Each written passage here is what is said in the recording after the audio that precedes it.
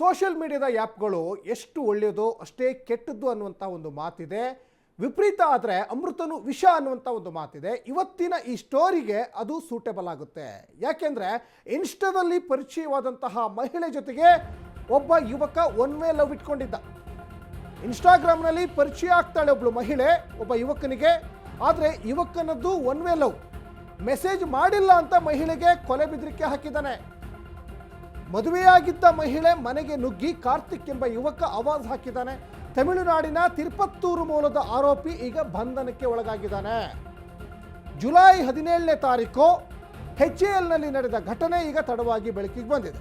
ಮಹಿಳೆಗೆ ಮೆಸೇಜ್ ಮಾಡಿ ಲವ್ ಮಾಡುವಂತ ಪೀಡಿಸ್ತಾ ಇದ್ದ ಕಾರ್ತಿಕ್ ಎಂಬ ಯುವಕ.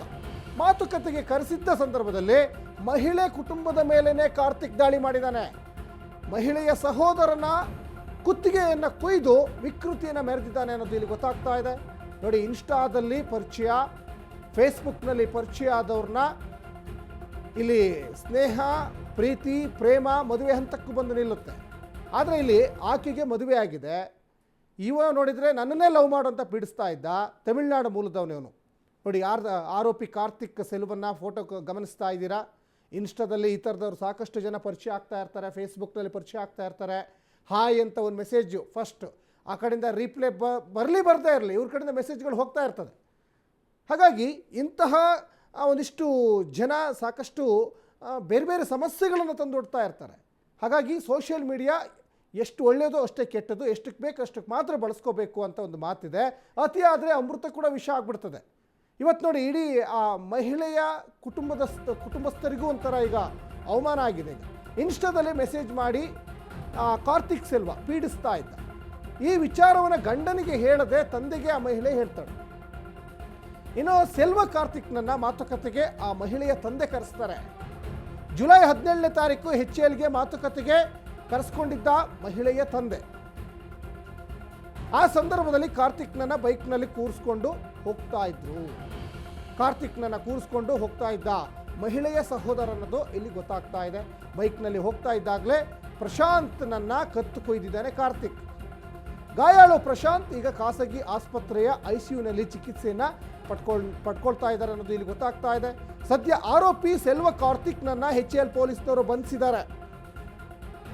ಇದು ನೋಡಿ, ಇನ್ಸ್ಟಾ ತಂದಿಟ್ಟಂತಹ ಅವಾಂತರ ಅಷ್ಟಿಷ್ಟಲ್ಲ. ಒಂದು ಕಡೆ ಮಹಿಳೆಗೆ ಅವಾಚ್ಯ ಶಬ್ದಗಳಿಂದ ಬೈದಿದ್ದಾನೆ.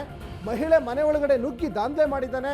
ಜೊತೆಗೆ ಆ ಮಹಿಳೆಯ ಸಹೋದರ ಏನಿದ್ದಾನಲ್ಲ ಪ್ರಶಾಂತ್, ಆ ಪ್ರಶಾಂತ್ನ ಕುತ್ತಿಗೆ ಕೂಡ ಕೊಯ್ದಿದ್ದಾನೆ ಈ ಸೆಲ್ವ ಕಾರ್ತಿಕ್ ಅನ್ನೋದು ಇಲ್ಲಿ ಸ್ಪಷ್ಟವಾಗಿ ಗೊತ್ತಾಗ್ತಾ ಇದೆ. ದೃಶ್ಯಗಳಲ್ಲಿ ಕೂಡ ಗಮನಿಸ್ತಾ ಇದ್ದೀರಾ. ಇನ್ಸ್ಟಾಗ್ರಾಮ್ ಇರ್ಬೋದು, ಫೇಸ್ಬುಕ್ ಇರ್ಬೋದು, ಅಥವಾ ಯಾವುದೇ ಸೋಷಿಯಲ್ ಮೀಡಿಯಾಗಳು ಸೋಷಿಯಲ್ ಮೀಡಿಯಾದಲ್ಲಿ ಪರಿಚಯ ಆದಂಥ ವ್ಯಕ್ತಿಗಳನ್ನು ಎಷ್ಟು ಬೇಕೋ ಅಷ್ಟರಲ್ಲೇ ಇಟ್ಟರೆ ತುಂಬ ಚೆನ್ನಾಗಿರುತ್ತೆ. ಆದರೆ ಇಲ್ಲಿ ವಿಪರೀತ ಮಿತಿ ಮೀರ್ತಾ ಇದೆ ಅನ್ನೋದು ಇಲ್ಲಿ ಗೊತ್ತಾಗ್ತಾ ಇದೆ. ಈ ಬಗ್ಗೆ ಹೆಚ್ಚಿನ ಡೀಟೇಲ್ಸನ್ನು ನಮ್ಮ ಕ್ರೈಮ್ ರಿಪೋರ್ಟರ್ ಬಸವರಾಜ್ ಹೆಚ್ಚಿನ ಡೀಟೇಲ್ಸನ್ನು ಕೊಡ್ತಾ ಹೋಗ್ತಾರೆ. ಬಸವರಾಜ್, ಇನ್ಸ್ಟಾಗ್ರಾಮ್ ಇರ್ಬೋದು, ಫೇಸ್ಬುಕ್ ಇರ್ಬೋದು, ಯಾವುದೇ ಸೋಷಿಯಲ್ ಮೀಡಿಯಾದ ಆ್ಯಪ್ಗಳು ಎಷ್ಟು ಬೇಕು ಅಷ್ಟರಲ್ಲೇ ಇರಬೇಕಾಗ್ತದೆ.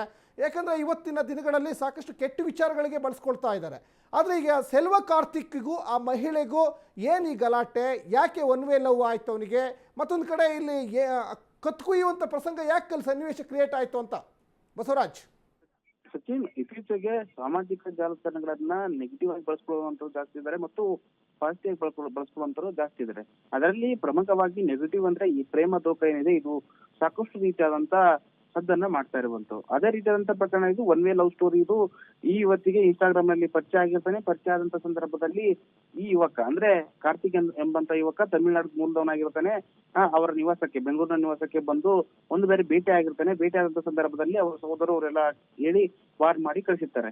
ಇನ್ನೊಂದೆರಡು ನೀನ್ ಬರಬೇಡ, ನೀನ್ ಯಾರಂತೇಳಿ ಅವ್ರಿಗೆ ಗೊತ್ತಿಲ್ಲ ಅನ್ನುವಂತ ನಿಟ್ಟಲ್ಲಿ ವಾರ್ ಮಾಡಿ ಕಳಿಸುವಂತ ಕೆಲಸವನ್ನ ಮಾಡಿರ್ತಾರೆ. ಅದೇ ರೀತಿಯಾಗಿ ಮತ್ತೊಂದ್ ಬಾರಿ ಬಂದಂತ ಸಂದರ್ಭದಲ್ಲಿ ಮತ್ತೆ ಇನ್ಸ್ಟಾಗ್ರಾಮ್ ಅಲ್ಲಿ ಮೆಸೇಜ್ ಮಾಡಿ ಪೀಡಿಸುವಂತ ಕೆಲಸವನ್ನ ಕೂಡ ಈ ಆರೋಪಿ ಕಾರ್ತಿಕ್ ಏನಿದ್ರೆ ಮಾಡುವಂತ ಕೆಲಸವನ್ನ ಮಾಡ್ತಾನೆ. ಆ ಸಂದರ್ಭದಲ್ಲಿ ಅವಳು ಜುಲೈ 17ರಂದು ಕರೆಸಿರ್ತಾಳೆ. ಕರೆಸಿ ಈ ತರ ನನಗೆ ಹಿಂಸೆ ಕೊಡ್ತಾ ಇದ್ದೆ ನೀವು ಇನ್ಸ್ಟಾಗ್ರಾಮ್ ಅಲ್ಲಿ ಅಂತ ಹೇಳಿಬಿಟ್ಟು ಅವರ ಸಹೋದರ ಮತ್ತು ಅವರ ಚಿಕ್ಕಪ್ಪನ ಮಗನಿಗೆ ಹೇಳುವಂತ ಕೆಲಸವನ್ನ ಮಹಿಳೆ ಮಾಡಿರ್ತಾಳೆ. ಮಹಿಳೆ ಮಾಡಿದಂತ ಸಂದರ್ಭದಲ್ಲಿ ಏಕಾಏಕಿ ಬರ್ತಾರೆ. ಇಲ್ಲಿ ಮಾತಾಡೋದು ಬೇಡ, ಬೇರೆ ಕಡೆ ಮಾತಾಡೋಣ ಅಂತ ಹೇಳಿ ಬೈಕ್ ನಲ್ಲಿ ಕರ್ಕೊಂಡು ಹೋಗುವಂತ ಸಂದರ್ಭದಲ್ಲಿ ಈ ಆರೋಪಿ ಕಾರ್ತಿಕ್ ಏನಿದಾನೆ ಅವರ ಅಣ್ಣನ ಮಗ ಏನು ಪ್ರಶಾಂತ್ ಇದನ್ನಲ್ಲ, ಪ್ರಶಾಂತನ ಕತ್ತಿಗೆ ಕುಯ್ತಾನೆ. ಕುಯ್ದಂತ ಸಂದರ್ಭದಲ್ಲಿ ಅದೇ ಬೈಕಲ್ಲಿ ಇರುವಂತ ಅವ್ರ ಅಣ್ಣ ಏನಿದ್ರೆ ಅವನು ಕತ್ತು ಕುಯ್ದ ಅಂತ ಹೇಳಿ ಕಿತ್ತಾಡ್ತಾನೆ. ಆ ಸಂದರ್ಭದಲ್ಲಿ ಅವ್ರಿಗೆ ಸ್ಥಳೀಯ ಆಸ್ಪತ್ರೆಗೆ ಕರೆದೊಯ್ದು ಚಿಕಿತ್ಸೆ ಕೊಡುವಂತ ಕೆಲಸವನ್ನ ಮಾಡ್ತಾ ಇದ್ದಾರೆ.